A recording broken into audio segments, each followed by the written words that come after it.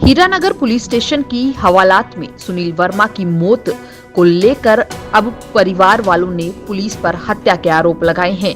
Magistrate level की जांच शुरू कर दी गई है और जिसमें मृतक सुनील वर्मा के चाचा जियालाल वर्मा और एडवोकेट धर्मवीर भी जांच टीम में शामिल हैं।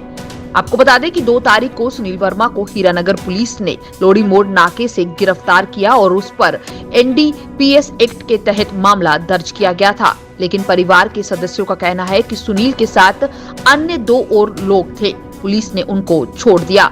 उसके बाद 5 और 6 तारीख को सुनील वर्मा की हवालात में मौत हो जाती है, लेकिन इसका अभी तक पता नहीं चल पाया है कि मौत किन कारणों से हुई।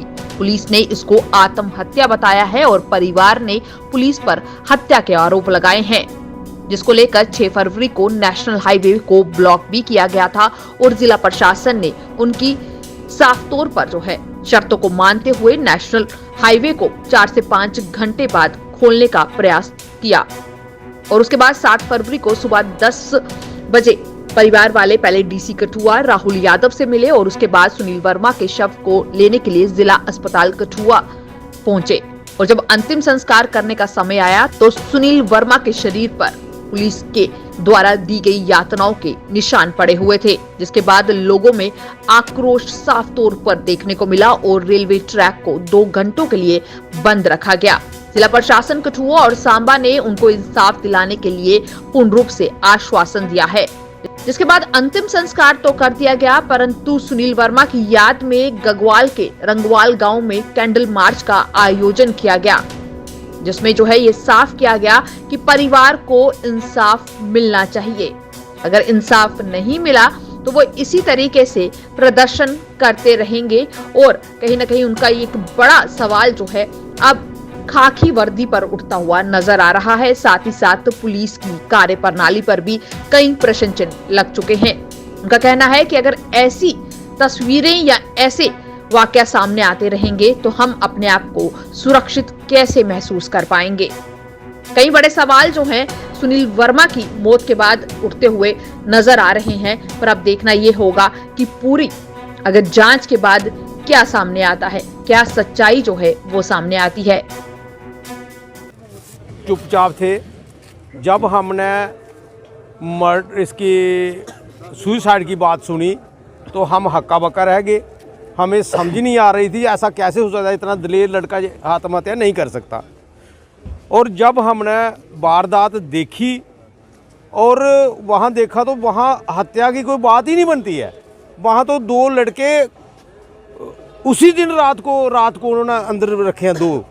और बात यह है कि वो हत्या वो मतलब सुसाइड है ही नहीं, वो एक कोल्ड ब्लड मर्डर है।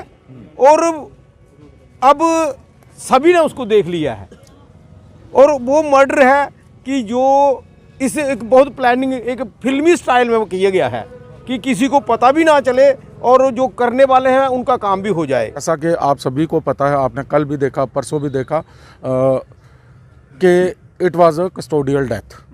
अब मैं थोड़ा सा आपको ब्रीफ करना चाहूँगा इसकी निस्बत कि कोई भी मुलज़म चाहे वो जेल में पकड़ा है, इवन के किसी को सज़ा भी होती है, वो जेल में भी चला जाता है, लॉकअप में है चाहे वो जेल में है, उसका एक राइट्स हैं, उसके जो राइट्स हैं वो प्रोटेक्ट करने होते हैं, ह्यूमन राइट्स हम उसे कहते हैं।